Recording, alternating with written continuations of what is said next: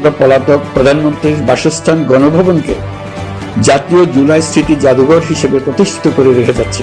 আমি অনুরোধ করব, আপনি সপরিবারে একবার এসে কিছুক্ষণ জাদুঘরে কাটিয়ে যাবেন। আমাদের পরবর্তী প্রজন্মকে ক্ষমতাবানদের কিভাবে নিয়ন্ত্রণে রাখতে হয় সেই শিক্ষাটি যেন দিয়ে যেতে পারে।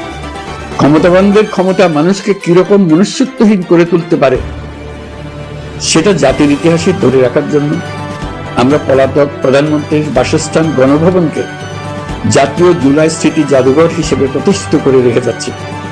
এখানে আপনাদের স্মৃতির বাস্তব নমুনা সংরক্ষণ করে রাখা হয়েছে।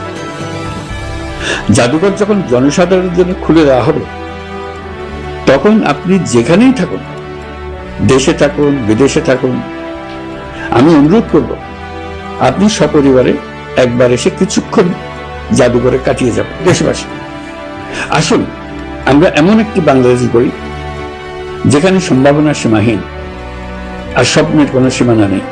গত 18 মাসে ক্রমান্বয়ে দেশের মানুষের মধ্যে গণতন্ত্র, একটি কল্যাণমূলক শাসন ব্যবস্থা, বাক স্বাধীনতা, ক্ষমতাকে প্রশ্ন করতে পারা, সমালোচনা করতে পারা, জবাবদিহিতায় আনতে পারার যে চর্চা শুরু হলো, উৎসবমুখর পরিবেশে নির্বাচন আয়োজন করে জনগণের অধিকার নিশ্চিত হলো, এই ধারা যেন কোনো রকমেই হাতছাড়া হয়ে না যায়।